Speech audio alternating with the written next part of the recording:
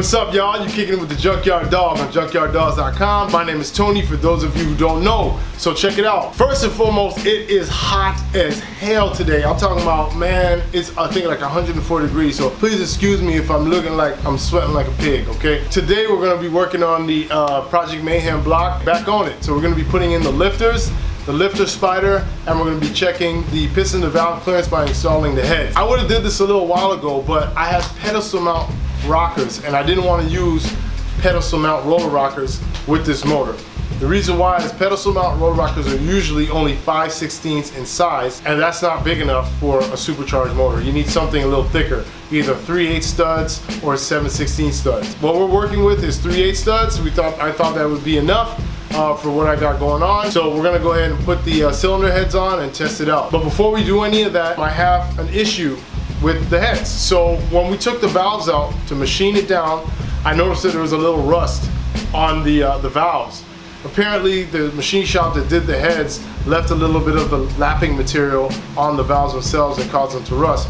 So we're gonna use some products that we got from our sponsor to show you guys how to clean that up. So you guys saw earlier in another episode that we machined this area down, and then we drilled and tapped these holes to 7/16 14 thread for the ARP studs. Now we got adjustable guide plates, push rod guide plates, because when you're going from pedestal mount, there's something weird. We tried to buy some from Trick Flow, but it didn't work out. So we ended up getting some adjustable ones from AFR, which are working out perfectly. So we're met up with the issue of, like I told you in the intro, that there's some rust on the valves. Now guys, do not ever use anything abrasive on this surface here. You'll ruin the valve surface, and this is very important to keep married to the cylinder head, okay? So we're gonna use some of this product here. So we're gonna use some of this Permatex Rust Dissolver Gel. This stuff is really good. You just kind of brush it onto the rust, wait a few seconds, sometimes a few minutes depending how thick it is, and wipe the rust right off without damaging the surface. So let's go ahead and set that up. Alright, so let's go ahead and take the, open this up here. I just like to take a little brush, a little paintbrush, a little dollar store paintbrush, dip it in the rust dissolver. It looks like just a pink gel, and you just brush it on there.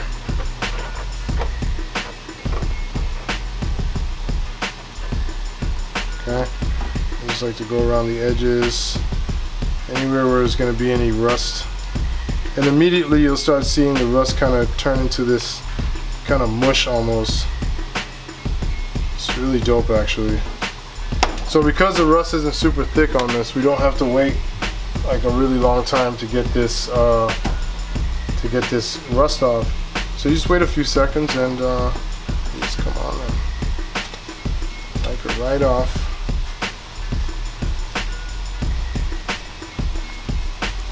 And there you have it. Okay? See? Cleaned it completely off without any harsh rubbing or scrubbing or anything like that. So this stuff really serves its purpose when you're talking about cleaning very detailed items in the motor. So yeah, so we're ready to install the valve. We removed all the valves and replaced the seals with Vitan seals, because the seals we were using were stock seals before, and we consider when you're going to run this engine hard, the stock seals are going to fail. So we changed these up.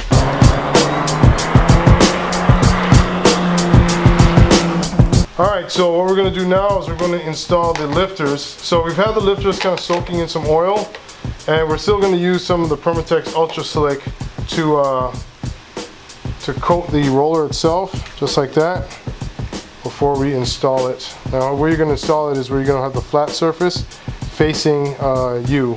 Okay, so let's put that in there. Now sometimes you'll see like one lifter lifted higher than the others. That's because that's where it is on the cam lobe.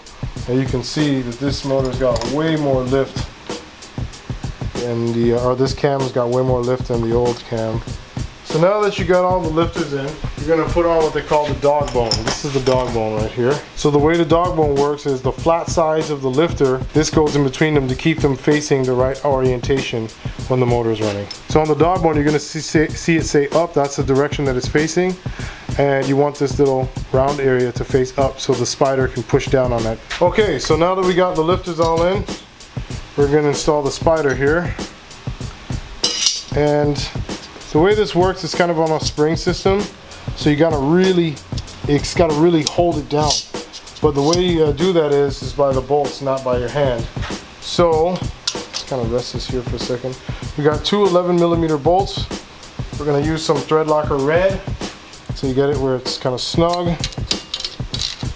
And then you torque it down 8 to 10 foot-pounds.